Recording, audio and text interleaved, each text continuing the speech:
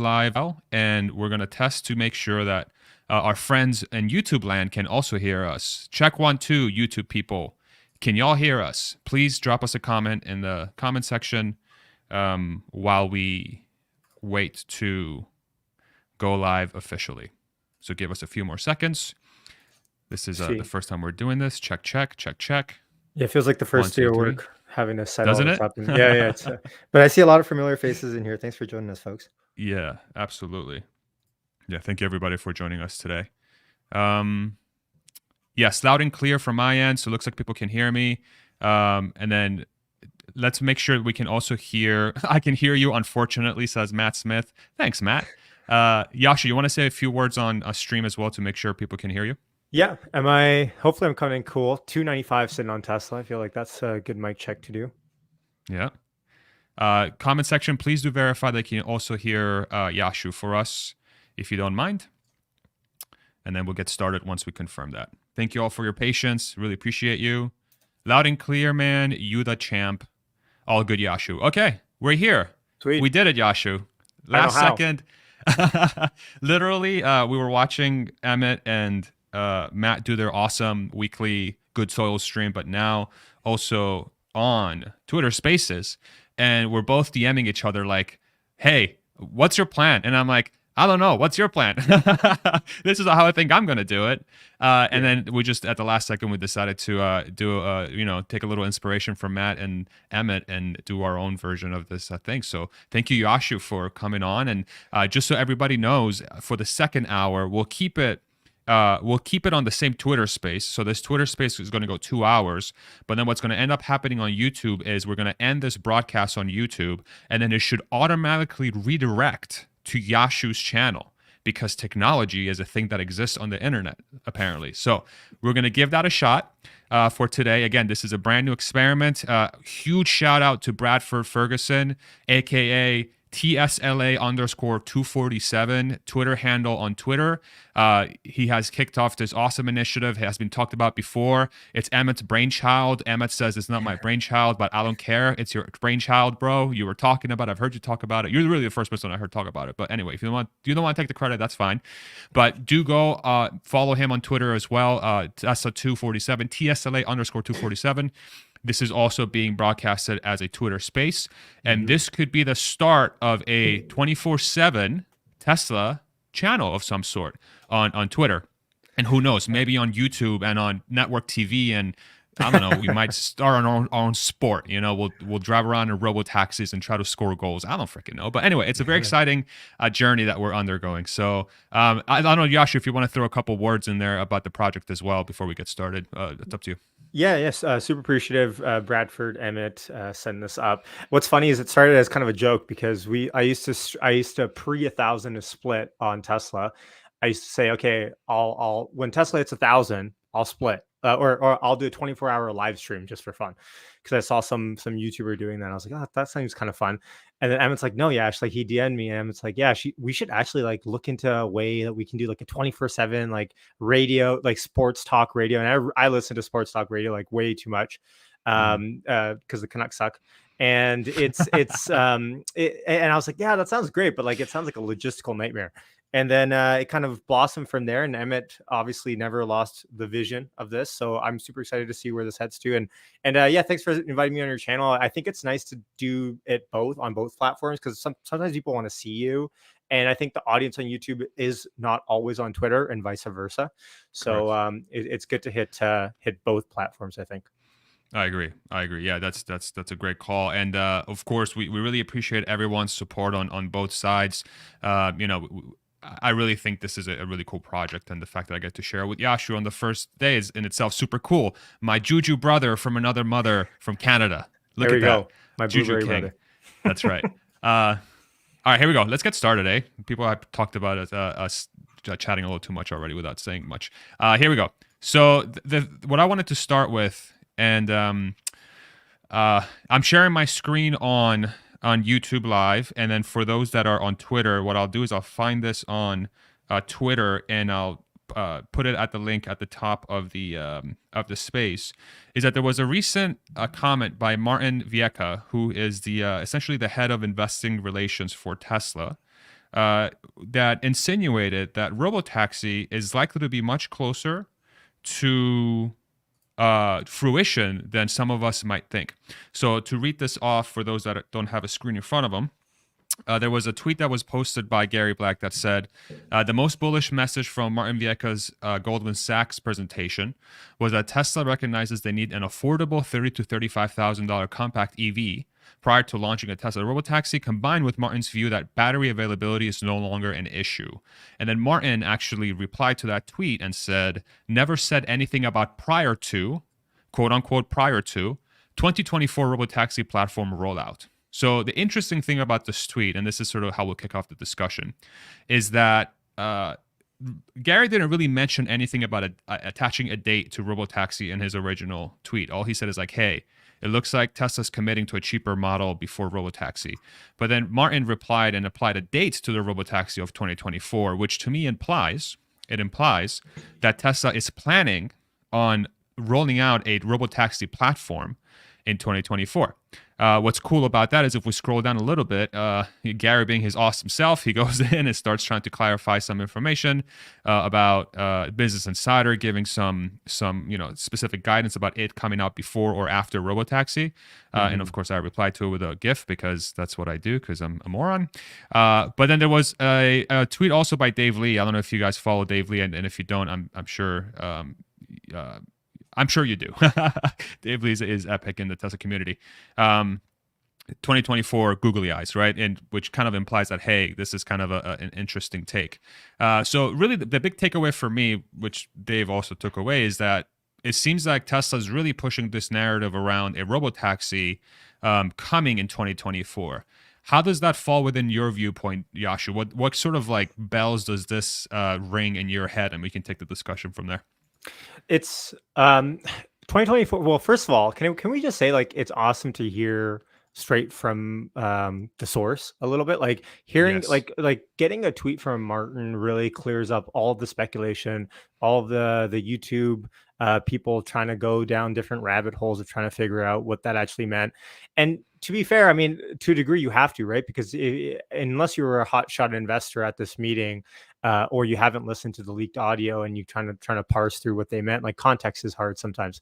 That's super awesome to hear. First of all, it's good to get a date around it, or a year at least around it. It's different when it comes from Martin, I think, than when it comes from Elon. But that kind of implies, of course, that the Robotaxi platform without this new vehicle is they're projected to have that out, let's say next year, 2023 then. I'm not sure on the specifics of it. I'll defer to you on that, but that gets me generally excited, at least to have like a date that doesn't come from Elon, let's say. Right. Yeah, I think, and then real quick, Bradford, I don't know if you're still listening in, but I was trying to copy the tweet to the top of the space here. That was Martin Vieca's prior to 2024 Robotaxi platform rollout tweet. It doesn't look like it's giving me the option. I don't know if you could post that to the top of the space. That would be great if you could. It looks like it's only reserved for host powers. Yeah, I agree. I think the fact that Tesla has come out and actually we've heard from them that this is something that's going to happen in potentially in 2024 gives a lot of indication. I think this, where my head goes to is like, okay, if you're planning on rolling out this Robotaxi in 2024, what does that mean as far as getting the public exposure to that platform, right? Typically, the way Tesla has worked in the past, at least, is that anytime they've unveiled a product, it was at least, call it a year and a half. Model Y maybe was like a year because that one launched pretty quickly because it was on the same platform. But it was, call it around the 2-year mark of a product being unveiled, sometimes longer, to when it was actually shown. So the fact that Robotaxi is already being rolled out in 2024, to me implies that the unveiling of said product is close. It's very, very close. And one of the things that I've heard talked about, Nicholas Gibbs from Investing Against the Grain has brought this up. I've heard other people in the sort of Tesla world brought this up as well.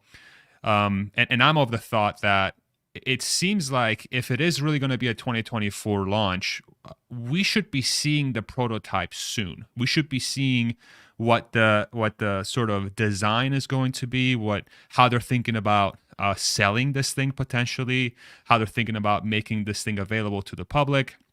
So where my head goes to is, okay, AI Day 2 is coming up here in the next few weeks, really in 2 weeks, 2.5 weeks or so. We'll have AI Day 2. Could that be the right place to unveil this product? Could that be, could Martin coming out and sort of giving us a little bit of a nugget that says 2024 Robotaxi, could that be the little bit of a clue that says, unveiling this product is imminent, and AI Day 2 might be the right place to do it, and I've floated that out there in the in the internet, and sort of the feedback I've been getting is that, well, AI Day 2 is a recruiting event, just like the first AI Day was, so there's not going to be any products. But the Tesla bot was unveiled at AI Day. One of the next generation products of Tesla that really hinges around their AI prowess was unveiled at that event. So why wouldn't Robotaxi be unveiled at AI Day 2, especially if Tesla is given the indication that this platform is going to be rolled out in 2024? Any thoughts there, Yashu? How are you thinking about that? Yeah, I mean, exactly. I think AI Day 2 is funny, right? Like a large portion of me does want to just consider it like a recruiting event, because I think that's been said before in terms of expectations, and surely like stock expectation wise, I don't think it's going to have I don't think it's like a catalyst to look forward to in terms of the stock price. At least I don't at the moment. But you're right. I think everyone's forgotten with AI Day that, I mean, AI Day 1, or with Tesla bot and everything, and all the headlines and all the titles and all the articles that are written about Tesla bot. I think a lot of people have forgotten that. I mean, a lot of Tesla's AI is reserved for FSD, and so what would be really cool, and maybe I'll just throw this out. I think I've kind of thrown this out there, but I haven't connected it to AI Day 2. What if AI Day 2 had an announcement, something like, Tesla is partnering with such and such municipality to launch the world's first robotaxi network with Teslas, and it was like a partnership with a city like Miami, like I've kind of predicted and kind of thrown out there before, or Las Vegas or something. Hyperloop makes sense, and that's the big announcement at AI Day 2 is like, look, we're partnering with this city to beta test and to roll out the in North America, Tesla's first city of robo taxis. Because I think if Tesla is close enough to that point, they want to start kind of doing the legwork of making sure that that all kind of fits together, like sooner rather than later. Like that would be the first signal that, like, okay, Tesla is close. They're close enough where they've picked out a city now. Because I don't think you can just like wake up one morning and 11.69 is the new FSD update, and all of a sudden it magically works, and like everyone wakes up and everyone's just like, oh, it's done now. Like I don't think that's the order of how things are going to go here. I think the prudent business approach would be here: pick a city, partner with them, work with them, massage the layout of the robo taxis in that area, massage where they would get charged up, massage who gets, like, Tesla knows how many Tesla owners are there. There are in the city. How many of them have FSD? Maybe a city like, I'll just throw out, let's say Orlando. Vancouver. I'm trying to pick more I of know. a US city, because I think it makes more sense. It'd be Yeah. great in Vancouver, but trust me, like we just got Uber 2 years ago, so let's just let's tamper that a little bit. Okay, like a city like Orlando, Tesla can look at the data of Tesla owners in that city and go, oh, like we have a lot of Tesla owners in the city, but you know what? Only like 2% of them have FSD. Like, and I'm not sure, I'm just making that up. So Tesla can pick and choose and be like, oh, this city really doesn't work for us. This city would. Oh, this city has like 30% of all Tesla owners have FSD. That's interesting. Let's pick this. And then, maybe behind the scenes, they're already working with some sort of partnership. So I think that's really what makes the most sense is, and I'm not saying this is going to happen at AI Day 2. I'm not sure if that's even the right platform for it, but I think the first signal to the market and to me would be Tesla piloting something in a city. I'd love to hear your thoughts about that. I think that's a really interesting call, because if Robotaxi is really going to come in 2024, which is, again, this is what I'm implying for Martin Vieca's tweet, you would think the conversations would have started already, right? Because this is a pretty big undertaking. I mean, I highly doubt that Tesla is the way they're thinking about this is they're going to finish the software, have it ready, and then they're going to show up to Orlando and be like, okay, open the gates. Yeah. Like there's going to have to be some, talk about the regulatory approval that's applied to FSD, and how many times has Elon talked about, okay, so, we can have the technology done on X date, but regulatory approval is a completely different beast. It would make the most sense to work these in parallel instead of finishing one and then waiting for And the then waiting other. for the other. Yeah, exactly. That's just a very inefficient, that is not the correct business strategy. So one would think, and it would make a ton of sense, that these are in parallel. I like that. And so let me ask you this question: wouldn't the municipalities then would need to know what this solution actually is so they can greenlight it? So wouldn't that imply that Tesla has something ready to be shown to some party? How do you think about that?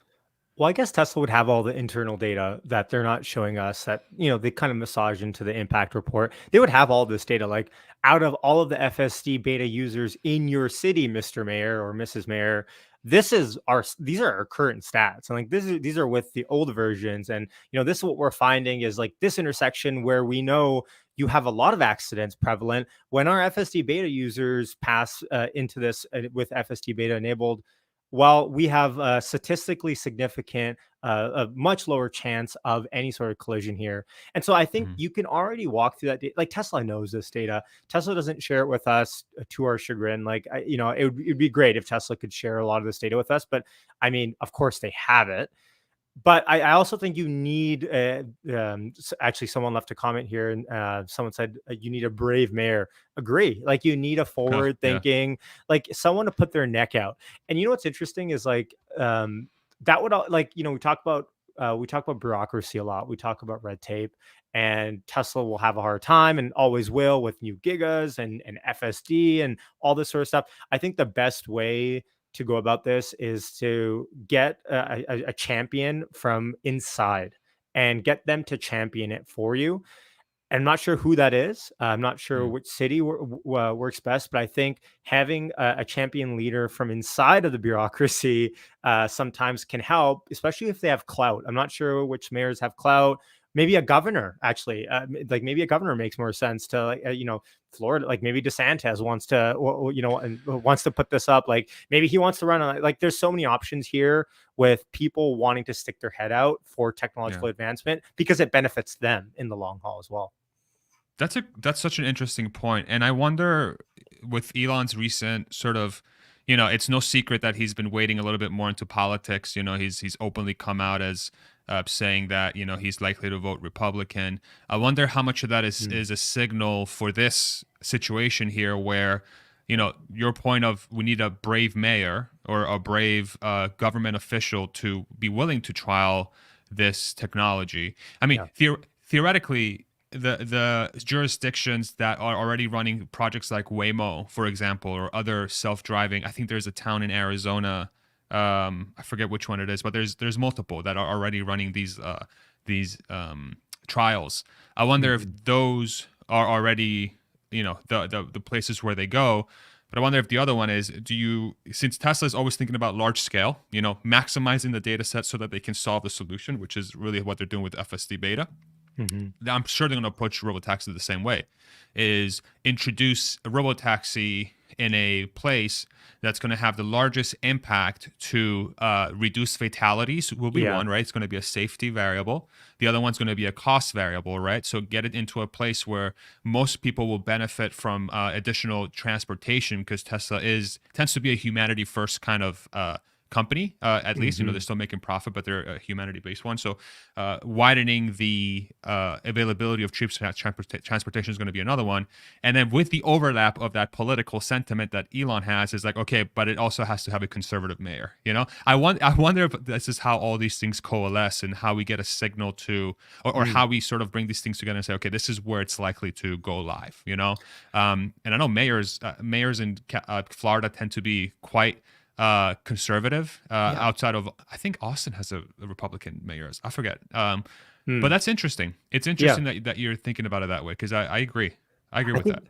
Yeah, and I think one of the only counties in and again, I'm Canadian. What do I know? I think one of the only Republican counties in California is Orange County, I think, but I'm not Mhm. sure. Like, I think you do. I think that's a great point. You want to pick an area where you could, without a shadow of a doubt, point to Tesla's pilot program a year down the line and say, this is how many accidents it prevented. Like, you have to pick and choose to begin with an area where it's like so obvious the change that it's had in that city, because you need these non-believers eventually, whether it's Tesla's robotaxi platform or someone else's. You need these non-believers that don't believe in robotaxis to be proven that, hey, look, like, don't worry, this is actually statistically safer. And again, this is all really based on the fact that it is safer, right? Eventually, like, Tesla still, I'm guessing, doesn't believe that they could launch it today and it could be where it needs to be driverless just yet. That's why they haven't launched it. But again, this is all precedented on the fact that it is safer eventually when they go driverless on it. But I think there's a lot of logistical things. Like, you're going to need low charging areas, like maybe the Snake charges. Someone's saying Tesla bot is going to charge it. Who knows? Like, these are all questions that I think have yet to be answered. Maybe that's what AI Day 2 is about. I doubt it. I don't want to set unrealistic expectations, but I feel like a lot of people do forget about FSD when it comes to AI Day 2 right now. Yeah. Yeah. And it seems to be the more near term solution. I do think bot's still going to be probably a 5 to 10 year timeline before it's really propagating through society, before it starts folding your clothes and all of us can cheer in unison that we no longer have to fold our freaking clothes. If there's a chore that I hate, I hate my it too. God, why is it Yeah. so hard to come up with a machine that folds your clothes? Damn it. I Get the mean, Tesla bot in my house. I don't want to call you out too much, but have you seen those little like t-shirt folding things that you can buy? Like, you I just have. I'm just a lazy bastard. okay, there you go. That's what it really comes down to. Within the context of safety, what's interesting what you said there. So I got 1069 yesterday. Hmm. Yesterday morning, I went for a drive and I posted a reaction video to it. What's funny? No, Did you read something? no, I didn't. No, you can just go back and rewatch what you said. No, it's okay. Don't Oh, don't worry about it. 1069 too? Yeah, you just got it yesterday. It's okay. Okay. Oh yeah, that's right. Yes, I did. The software. Okay. We're like I'm a 5-year-olds here. child. Okay, Yeah, we're yeah. children. Apologies to everybody. Unless you're finding this entertaining. Yeah, so I did a reaction video in Austin, and it was interesting watching. So the sort of the two variables of safety and comfort are starting to become really evident for me. And we were talking about Robotaxi in 2024. So, and Emmett and Matt were talking about this right before us, the hour before. So I really wanted to, I want to try and expand on this a little bit, given that I've had, for those that don't know, I've had FSD since I was working at Tesla. I think I forget when I got I had one of the early builds before it got released to the OG FSD folks, and then it got expanded to the public. So I got exposed to like the weirdness, as an employee, you have one of those perks. And I've been exposed to it from the very beginning, which was it can make right and left turns and go straight, and it can obey stop signs and traffic lights, but that's the extent of what it could do. To now a car that's able to navigate roads the way that a human could in most situations, which is kind of a mind-blowing sort of improvement, in the last couple of years. Yet there's still situations that are quite uncomfortable. Like, for example, my drive yesterday, there were a few situations where it has this thing where if you're trying to arrive to a spot, say I have a destination set and it's on the right side of the road, the car still hasn't, for some reason, figured out that if the parking lot's on the right and you need to go into the parking lot, it's just on the left lane. So it just arrives to the location and it just starts to slow down to try and stop in the left lane on a 45-mile-per-hour road. I'm like, this is not the proper behavior. So right there it's an odd one. But in my head, I'm like, okay, that seems like a case that should be relatively easy to fix if you already have map data that says it's on the right side of the road. So theoretically, you could get on the right side and then triangulate your location to the road, blah, blah, blah. I'm sure there's a way to do it. But then in a lot of different situations, the car can complete maneuvers. It can go, it can make this complex turn, or it can navigate around this traffic area. But the way Emmett put it is perfect. Is it does so? It can do so as a jerk, right? It will do so in a way so that the driver's like, "What the hell?" Like the people around you are like, "You're the worst driver I've ever seen." It still completes it, and it still gets you to safety. But it's not how a person would expect that vehicle to behave, given how humans have driven vehicles for the last 50 to 100 years, however long it's been, right? So Yeah. then this question starts to appear of safety from point A to point B is a very different equation versus comfort from point A to point B, you know? Mm-hmm. And that is where I'm starting to really I've shifted my viewpoint on full self-driving and so this robotaxi technology from accepting it to getting us from point A to point B safely to ensuring that it does so in a way so that it's comfortable so that people can begin to trust the vehicle that it's going to do the right thing, you know? And trust, I think, is going to be the biggest variable that's going to help robotaxi and full self-driving become acceptable and accepted in the future, because you're in the end, the majority of the people that are going to use this technology are not in our circle. They're not part of this circle that's very kind of tolerant of the way that FSD can behave sometimes. Like we'll trust it that to get us there. But if you're somebody who wants to pay 15 cents a mile to get from downtown to your house and the Yeah. car starts doing some weird stuff, you're not going to use that thing again because you're going to arrive to your house with, blood pressure 160 over 100. That's not good, you know? What are your thoughts about that? Have you Yeah. thought about that at all? Like, I I, would love to hear your thoughts. I watched a video yesterday, and it was at some points it was frustrating, like seeing it. And I think since you know your area so well, it's just like no, like you're turning right, but you're turning on the left lane. Just get in there to begin with. Don't turn right, stay on the right lane, and then switch lanes. Like technically that's right, but who kind of drives like that, right? If you're turning right, just turn into the right lane or into the left lane right away. So there's like little things like that. The question is, do humans adapt to the way robotaxis are going to evolve? Or do robotaxis have to overfit for human Ooh, driving ways? And that's the question, is like, do humans get to a point where now we're going to be super, not okay. Eventually we're going to be not sensitive, let's say, to the way robotaxis drive, because it's just second nature, right? It's like that elevator in your apartment, in your old apartment, that like every time it stops, it jolts down for a half second and then it stops. Like the first time you're like going in the elevator, you're kind of scared, but like the 10th time that you've lived there, that you've come in and you moved in, it's just kind of second nature, right? So the question yeah. is, which one of those kind of fit the other? The concern I have with FSD, other than just the asymptotic nature of it, is that it seems like to me, um, that the variables with FSD as we progress along, like it almost seems like heteroscedastic. And sorry for that word, but it's something that I What the learned hell does that in mean? it's like something I learned in statistics. It's like where, as you move forward, the variances and the errors get bigger as you move towards the tail end. So it's like, these kind of edge case Yeah. scenarios almost seem to like every single update is like all of a sudden you'll be like, oh yeah, this thing popped up that like didn't pop up before, because now the car can actually turn left properly. But now that it does, like this is a new thing. So it seems like it opens up different edge cases as it moves on. But the upside is like it has to do that. Like you have to fit to that data. Any robotaxi platform eventually will have to. It's about how good your data is and how good your neural nets are. So, these are the things I toy with a little bit. It seems like by the way, I hate doing this. I get super excited with one or two people's videos on a new update. Yeah. It seems like the breakthrough is out. And then the next update comes and like everyone hates it. It's like, damn, I fell for it again. And until I get FSD, I love my autopilot. Of course, it has little glitches here and there and stuff like that. But I love my autopilot. My autopilot, at least.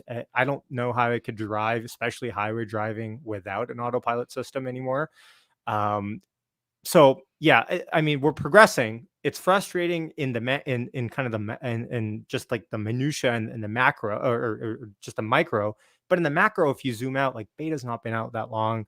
The progression, like you said, since you've had FST since you were an employee, like that's massive. Like since the first day it came out, so like you've seen it, and you can kind of point out the trees from the forest a little bit and kind of zoom out. for people like me that just have to vicariously live through FSD a little bit, it can get hard. That's why I kind of take this like wait and see approach with FSD. Don't really try to model it too much. It's like a free, I forget who said it. It's like a massively free option. Like Hmm. that's actually not even like a lotto. It seems like with the data lead that Tesla has, it seems like it's like a huge option play Yeah. on top of just the car business. So that's kind of my thoughts generally about FSD. But I really need to get it into a car with FSD to kind of have better thoughts, I feel like. Yeah. It's both impressive and frustrating at the same time, which Mm. to me is a good sign. And the reason Mm. why I say that is because now as a population, we're starting to judge this software that was thought of as impossible to reach autonomy as a Right. human. Right. Yeah. Think about that statement. So the fact that we're expecting this thing to behave like us Mm. tells me that I'm almost there. And in That's that true. far, That's within true. the time scale of like 10, 20 years, like the fact that I'm like, damn it, why aren't you in the right lane? Damn it, why didn't you take this smoothly? Damn it, Mm. why are you driving like a jerk? Like we're completely forgetting about the fact that this freaking thing is on the road driving itself Mm. most of the time. If I take the hour snapshot that I Hmm. took yesterday. I have literally an hour long, almost 50-minute long, full self driving video from a percentage of seconds driven. The seconds it was driving itself was like 99.9%. Right. Okay, that's what the March of Nines is. So Yeah. theoretically, from like as a percentage of total time on the road, we're at 99.9 already, more than likely. Like actually need to sit down and do the math. I bet you it's Mm. 99.9. You Mm. know, this is what the March of Nines look like. But I feel like humans, the fact that we're so critical of the system, and let me Yeah. reiterate, I think we should be critical of the system. I think Tesla doesn't fix it unless we're critical of the system. They have a fleet of 100,000 drivers where they're depending on the fleet to give them feedback to correct the things it's doing wrong. Otherwise, they wouldn't be doing this. Yeah. sometimes I sometimes get comments, and I obviously love everybody who follows my channel and leaves comments. So thank you very much. Keep doing this. I love the feedback. But I sometimes get comments that say, why are you interrupting what the car would do? Like you have to allow the car to Hmm. do it, complete its maneuver. I'm like, Yeah. that's not how testing works. Called safety. It's called safety. You got Yeah, to prioritize it's it. called safety, and it's called sending data back to Tesla that tells them what it should be doing. Just because it completes the maneuver doesn't mean that that's the correct maneuver. Yeah. Uh, so I always find that very interesting. It's so Mark interesting.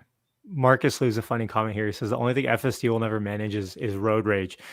That's true. I can't wait for the first like person to get out of the car to like beat up someone, turn around, and it's like a driverless robotaxi. Yeah. Um, but I mean, you're right. Like, I mean, this is what I brought up as well on Matt and Emmett's channel, Good Soil, a couple weeks back. I said, be Mm, really cool is like a little experiment area in one of the empty parts of let's say Giga Texas, where Tesla can set up like roads or something where it can just have driverless beta go around and to completion. Like if it's going to make a left turn and it's not going to make it, let it hit the car. Like, get that feedback, because you're right, like humans will intervene and they should. But if it's driverless, all you're kind of sacrificing is like a couple dents here and there on a car, if maybe a fender bender. Like just let it run kind of to fruition, see where it goes. mm, Now, of course, like, that seems almost extra if we have all these actual real driving scenarios coming in the neural net every single day, and massively so with all these updates. So, but that would be kind of a cool system to run it with. And I keep saying Hyperloop for Las Vegas, but the Vegas loop, I should say, that's going to be interesting because Tesla, I believe, applied for driverless FSD happening there by end of the year. At least that's what I read in the spring, I believe. So I'm not sure where that okay. application is, but I think the first area we may see it happen is just in the loop tunnels in Vegas. So I think that'll be interesting as like, and maybe that's maybe I my whole spiel about them partnering up with a municipality. Yeah, that one right there. The Boring Company's Las Vegas Loop Tesla fleet may use FSD later this year, and that was dated July 6, 2022. So they applied for Okay. that. Yeah, I think, but what's interesting about that is that it's a very sort of controlled super controlled environment where you're just going from one side of the tunnel to another, right? So you don't have nearly as Yeah. much complexity. That's the way I understand it, right? Like you're not going to have the No. complexity of pedestrians, right? You Um, but like devil's advocate, Tesla should already have that then, right? Tesla FSD is so far ahead where they should like that should be a no-brainer for them to do. oh yeah, Like of course. right. So and I feel like I guess running that first, letting that go, and I guess bureaucracy is the only thing holding them back with their application at the moment. So that'll be the first real world environment, at least that we can see driverless in. Gotcha. Okay.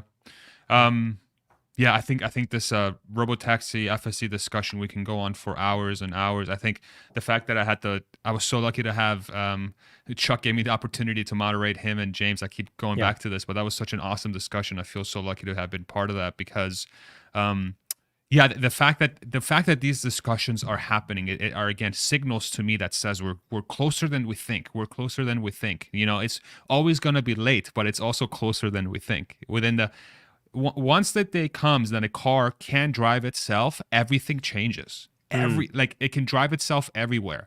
Everything changes, and Yep.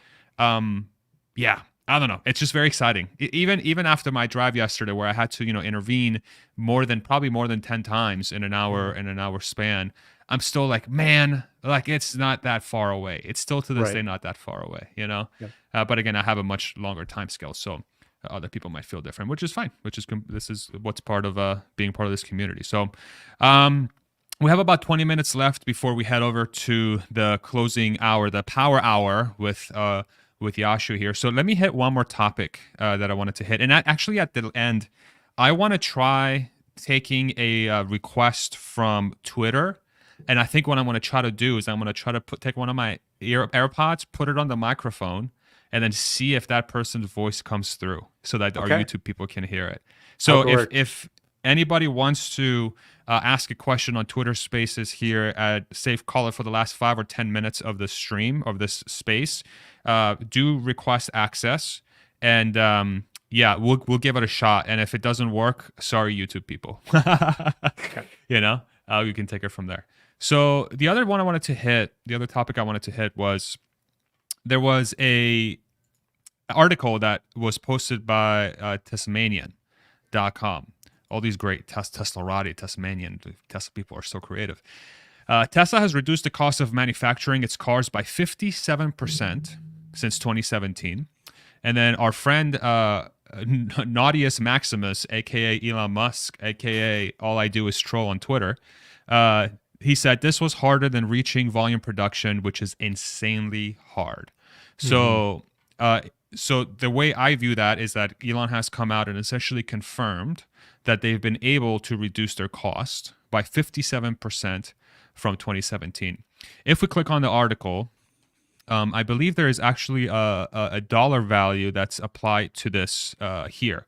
So according to Martin Vieca, in 2017, the company spent an average of $84,000 to produce each vehicle in 2017.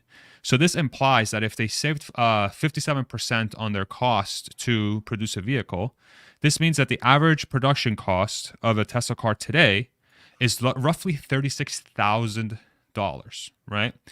Which is pretty stunning. That's a pretty big change.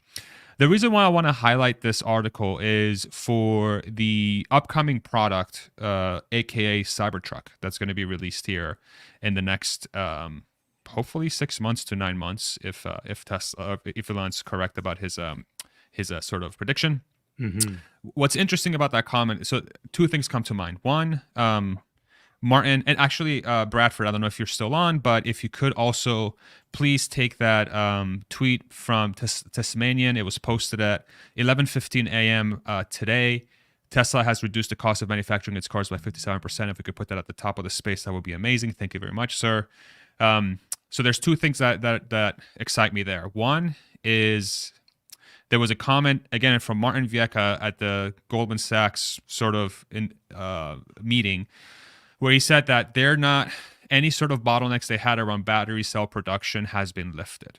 So that signal tells you that cool. They have a clear runway into Cybertruck for next year.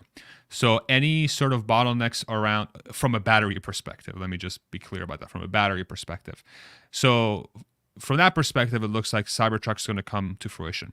Once Cybertruck comes to fruition next year, the fact that Tesla has been able to reduce their average cost of their vehicles to $36,000 per vehicle, to me implies that Model Y and 3, from a cost perspective, are right around that range because they are a 90%, a lion's share of the vehicles that are being produced by the company.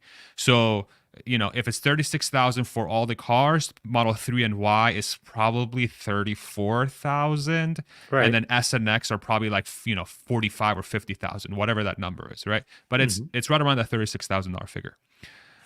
Then my head goes to, okay, so Elon came out when they unveiled the Cybertruck, and he made a comment that said that Tesla will need to figure out how to produce Cybertruck at or below the cost of a Model 3. Okay, which implies that Cybertruck, if these numbers are correct, will launch, or once it reaches ramp status. So once Austin is at, I don't know, 250,000 units per year, or whatever that target is, they'll be able to produce Cybertruck at $36,000 or so per unit. If you extrapolate that out to how much they're likely to be able to charge for a Cybertruck, my head goes to, okay, and we did this exercise with Matt on Friday, and we took a clip of it and posted it.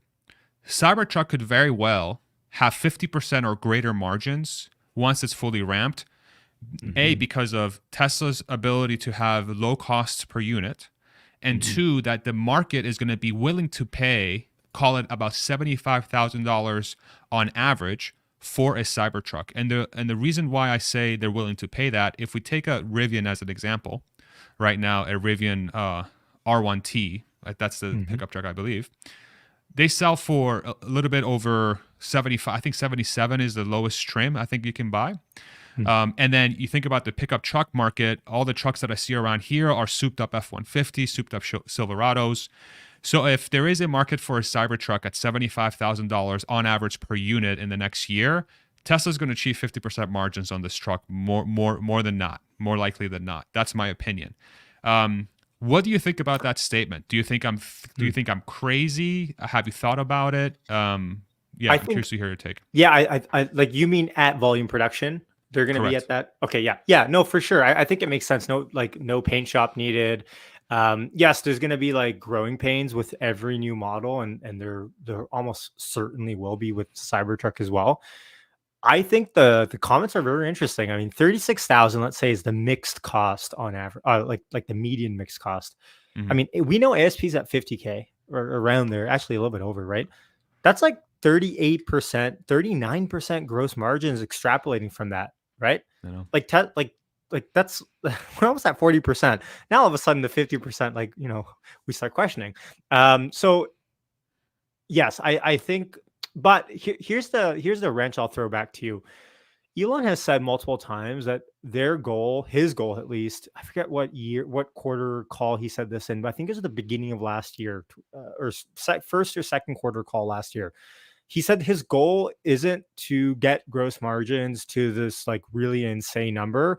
It's actually to keep them steady. And I think he said around 25 to 30. Maybe someone in the comments remember. I recall that. Yeah. Okay. And he said between 20 and 30, I forget what the number was. So my question is, we know gross margins are up there and will continue to be up there. Do they lower prices? And this is a blasphemous topic. I know a lot of Tesla owners don't want to talk about. I mean, me included. I don't want my car to depreciate. And demand is almost is unfathomable even at these prices. So free market theory would tell you to just continue to raise them. But what are your thoughts around that? If gross margins are 39%, like Martin's kind of saying, and we know Elon doesn't like prices as high, what does that mean? I know. That's a phenomenal question, and that is what I'm struggling with too. But the point that you just made of the market's going to drive pricing. Yeah. If they're already so the only way I see them getting back to say 25%, 30% margins is that they have to, because they've created so much production that the current pricing is not allowing them to be able to ramp to full volume. Right. if they live in a world where Cybertruck comes out and it's an ASP of $75,000, and Elon and Martin and all those guys are like, man, this is so freaking expensive. But if they go down to 70,000, you go from a year backlog to a 2-year backlog, you can't go to 70,000. That ends up hurting your brand more than it helps. So it's like, this is the worst, this is the best, worst problem to have, right? That's true. Champagne problems. It is. It's so silly. And the fact that we live in this world now with Tesla where this is now becoming like the big problem for the company is like, we're making too much money. How can we make less money? Like, okay, tell me a company that has had that problem here in the recent, you know, maybe Apple's, you can use that as an example, as a sort of parallel, but that's the sort of, you know, we start talking now about Tesla from a cultural perspective and how it's perceived by the everyday person, right? Which I think is a very legitimate thing. If Tesla is literally incapable of lowering their prices too much because it will create ill will with the customers because they'll have to wait so long to get their cars, will Tesla be able to achieve the capability of being able to cater to the masses anytime soon because of that sort of dynamic? I don't know what you think, but like this is the conundrum that we're in. And Cybertruck, my gut tells me Cybertruck is going to make this problem 100 times worse. Yeah. It's going to make it 100 because it's going to be so profitable because of the manufacturing prowess that Tesla has and the sort of way that they're approaching the car, and the fact that they're going to be able to enter a market at 75 ASP and have at least 250,000 units sold per year easily, probably way more. Like you just can't lower prices. I don't know. What do you think? That's fair. I guess the free market approach might be to clear out the demand that there is at these currently elevated levels, maybe even increase it a little bit to gain as much revenue as possible.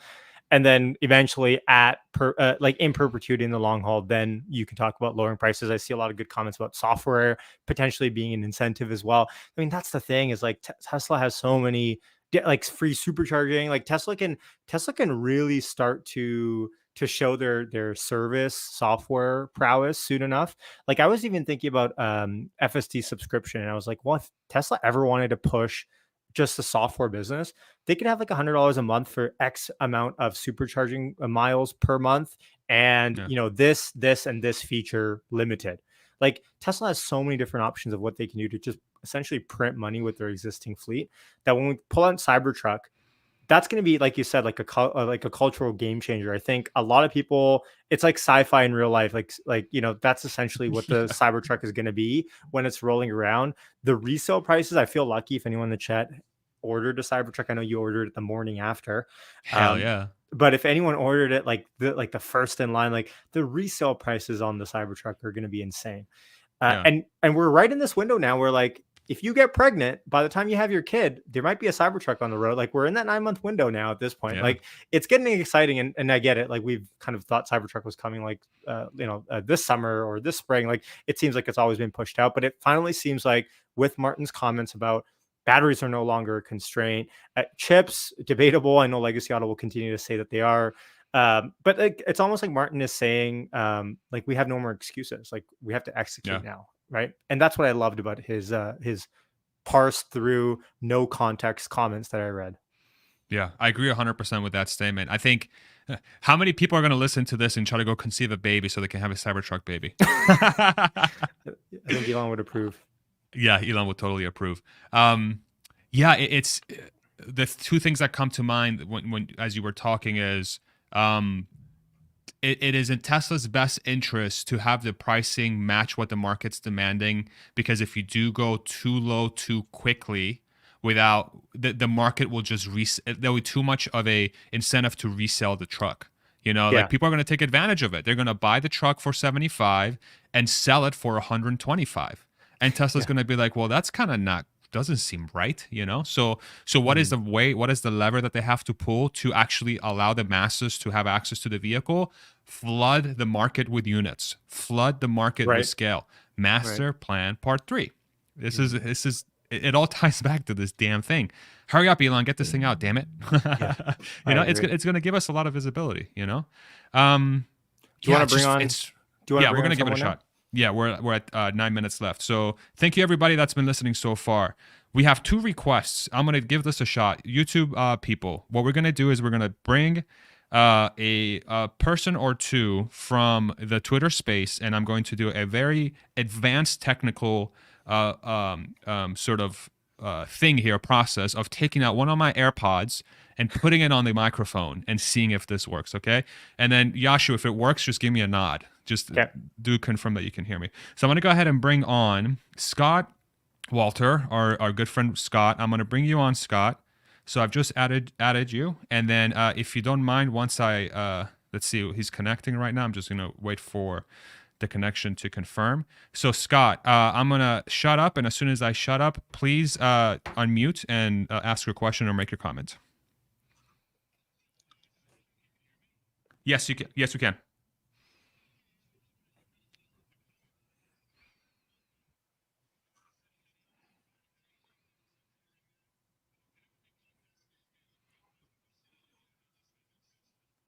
Hmm.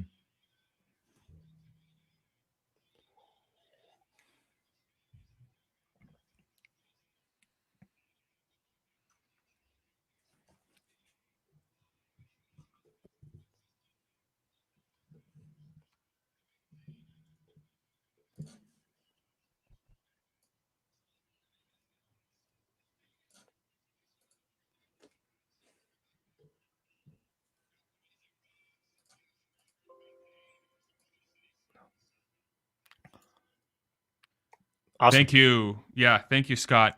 So the question looks like we didn't have your audio come through. I think I may have to cancel some settings on my audio there. But thank you, Scott, for the question. I'll repeat it for just to confirm, Scott. Again, the question was, what do we think about cities that have good grid systems as being the first cities that are approved for full self-driving? Is that the question? I just want to make sure I understand it. Yeah, really predictable. Got it. Yeah. That's a great question. Yeah. So Yashu, what do you think about that? I mean, I think that's a great call. I think in order to ensure that Robotaxi is has the best chance of success at being adopted by the public, you'd want to give it a sort of I don't know, markings. You want to give it a simple grid structure. You want to make it as easy as humanly possible for the car to complete its course, which is going to set a really good precedent for precedents for the public to say, wow, this thing works. You know, how can we maximize the chances of success? And I agree with that. I think that makes a lot of sense. What do you think? Yeah, I think it makes sense. And so power grids, street grids, Boyle's asking. I guess both, right? Like, I mean, to a degree, number one, you don't want to have this like FSD pilot program in a city where you can have potential headlines like we had with California this last couple of weeks, where heat waves and the brownouts and don't charge your EVs and all this madness and stuff like that happened for a few hours. Really, you don't want headlines like that. So I think that almost rules out California, almost, I guess. But maybe it doesn't matter. Maybe I'm worrying about it too much and I care about headlines a little bit too much, right? Like maybe it doesn't matter and you just want to optimize for, like, San Francisco is really like where FSD, it seems like, works the best. So if you just want to take it from that perspective, I think like SF makes the most sense from that perspective. But I think but that's a great point. Like from the power grid perspective as well, it needs to be stable, because if this works and you scale this out, the last thing you need is a wrench thrown in when you have what we had in California a couple weeks back. Got it. All right, I'm going to do one more. We're going to bring on Vatsvana. I think I know what to fix here. Okay. There's a noise suppression setting on OBS that I'm going to remove. Okay, and I'll actually check this time, because last time okay. Bro, you gave me a thumbs up. It was all I know. right. I'm sorry. I did. I realized I was listening to the space. Vatsvana, I've brought you on. I'm just waiting for Vatsvana to connect here. Once they do, okay. Vatsvana, go ahead and ask your question.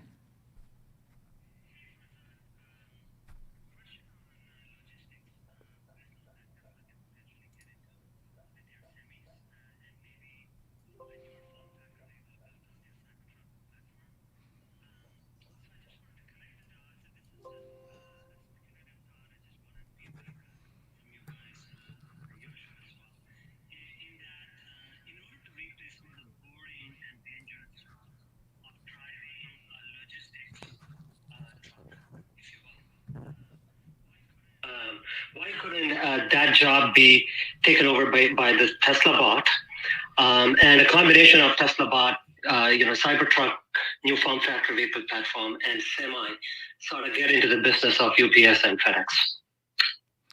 So real quick, let me just repeat the question to make sure I understand it.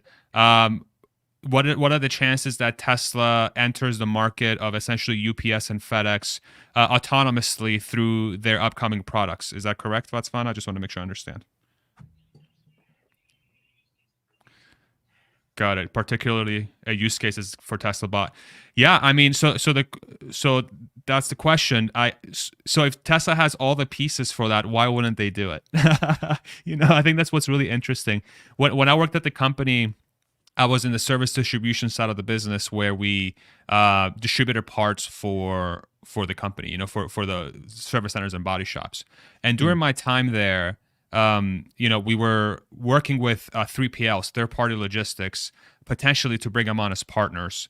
And this is sort of like, it's known that Tesla has 3PL warehouses. If you go on their website and you go find a posting, you can see that there's a third-party warehouse that you would be applying to. So this is not part of my NDA. I hope Elon's lawyers please don't come and knock down my door.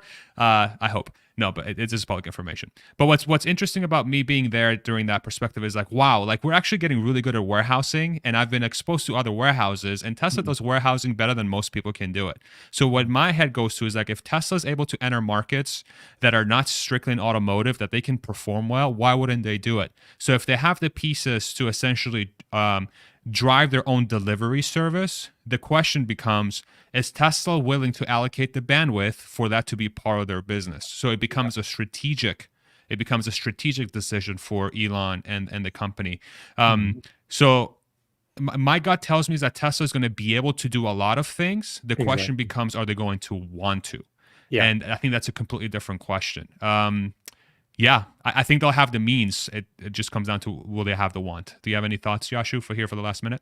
No, I have no thoughts that would supersede. Oh, you're unmuted. I can't hear you on Spaces. Oh, yeah, no, sorry. Yeah, I would have no thoughts that would supersede what you just said. I think that makes sense. You would know way more than I. Tesla can do everything, man. Like, well, okay, not everything. Tesla can do so many things. The question is, where do they focus on first? Because unless you focus on something, and guys, you can compartmentalize teams and all this sort of stuff, but Tesla needs to focus on what's important for the mission first, and then all these auxiliary things. I think there's so many different directions we can go into, and I think it makes sense. By the way, when you were asking that question, Botswana, immediately I thought about my little Tesla app idea, where when the Tesla App Store is out with your car, you can have delivery people put packages in your trunk that they can auto access and stuff like that. Like, so yeah, there's so many different ways that we can probably talk about different business models and whatnot. So yeah, really speaks to just how powerful Tesla is from a just making really cool shit. Yeah, exactly. He's just very good at it. Thank you all very much. One more piece. Yeah, Vatsvana, if you could. Sorry, we're gonna switch over to Yashu's stream here, and maybe we'll kick off with that because we've reached the 2:00 time here. So let's do that. Yashu, do you mind kicking off with Vatsvana's thoughts on your stream, or do you want to close it out here? Okay, he said sure. You're muted on Spaces. Sure. By Yes. The way. Okay. Let's do that. All right. Yeah, that's fine. Let's hold that thought here real quick, and then thank you all very much for following on my channel. What I'm going to do is I'm going to end the proc. Let me see if I can speak English. I'm going to end the broadcast, and we should be redirected, all of us, to Yashu's channel to continue this discussion on YouTube. However, on Twitter Spaces, you can stay here for the next hour as we'll go now officially into the Power Hour with the Juju King, Yashu. So, end broadcast. Thank you very much. We'll see you on Yashu's stream on YouTube, on the Twitter Spaces. Hold with us for 30 seconds until we get switched over. Thank you, everybody.